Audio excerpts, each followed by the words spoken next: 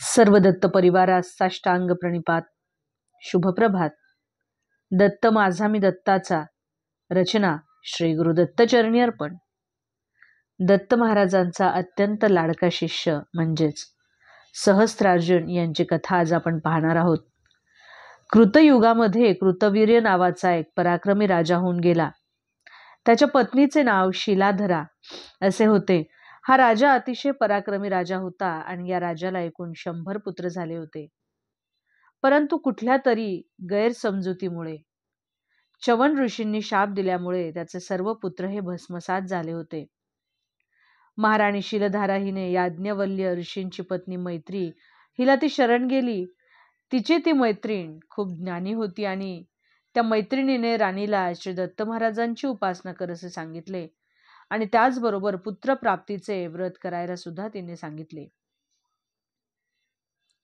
तेव्हा राजा आणि राणी या दोघांनी मिळून ते व्रत अतिशय निष्ठेने केले. तेव्हा भगवान श्री दत्तात्रेय त्या दोघांवर संतुष्ट झाले आणि त्यांनी त्या दोघांना एक तेजस्वी पुत्र होईल असा आशीर्वाद दिला. आणि हा तेजस्वी पुत्र म्हणजेच सम्राट कार्तवीर्य अर्जुन होय. कृतवीर राजाने त्यानंतर आपल्या या मुलाला राज्य दिले आणि तो अरण्यात निघून गेला. काही काळाने राज्यकारभार करताना आपल्या या राज्याचा विस्तार कसा करावा आणि याचे सर्व बाबतीतील संतुलन कसे राखावे याबाबत कार्तवीर्य अर्जुन जरा शंकित झाला होता. तेव्हा गर्गमुनींना त्यांनी सल्ला विचारला. तेव्हा गर्गमुनींनी राजाला श्री दत्त महाराजांना शरण जाण्यासाठी सांगितले. दत्त महाराजांच्या आशीर्वादानेच राजा तुम्हाला सर्व प्रकारचे यथार्थ ज्ञान मिळेल आणि त्याचबरोबर तुम्हाला अनेक सिद्धी देखील प्राप्त होतील, शक्तीही मिळतील. कारण श्री दत्त महाराज म्हणजेच भगवान विष्णूंचा अवतार आहेत असे गर्गमुनींनी कार्तवीर्यार्जुनाला सुचवले. हे ऐकून राजा दत्त महाराजांच्या आश्रमात गेला. कार्तवीर्यार्जुन हा अतिशय महत्वाकांक्षी आणि निश्चयी असा होता.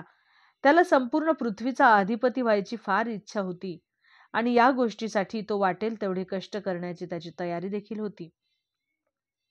जेव्हा तो श्री दत्त महाराजांच्या आश्रमात पोहोचला तेव्हा श्री दत्त महाराजांनी त्यांना विरोध केला आणि दत्त महाराज त्यास म्हणाले की अरे मीच वाममार्गाचे आचरण करणारा मी पतित आहे आणि मी तुझी इच्छा कशी काय पूर्ण करू शकणार. तू इथून ताबडतोब निघून जा असे दत्त महाराजांनी कार्तवीर्यार्जुनास सुनावले.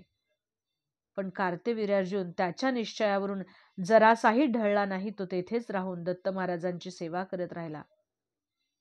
काही काळाने दत्त महाराजांनी कार्तवीर्यार्जुनाचे दोन्ही हात त्यांच्या क्रोधाग्नीने जाळून नष्ट केले. तरीही हा कार्तवीर्यार्जुन त्यांची सेवा करत तेथेच राहिला. कार्तवीर्यार्जुनाची श्रद्धा तर तसुभरही ढळलेली नाही आणि त्याचा हा सेवाभाव पाहून दत्त महाराज त्याच्यावर प्रसन्न झाले आणि दत्त महाराजांनी त्यांना संपूर्ण ज्ञान दिले, धर्माचा उपदेश दिला.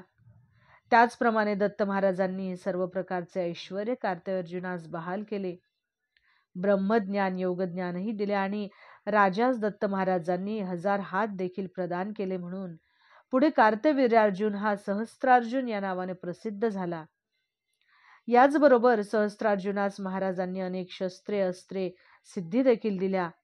याद्वारे कार्तवीर्यार्जुनाने सर्वात मोठा पराक्रम गाजवला आणि महासम्राट होऊन त्याने सप्तद्वीप पृथ्वीचा तो अधिपती झाला. कार्तवीर्यार्जुन हा श्री दत्त महाराजांचा अतिशय लाडका शिष्य होता.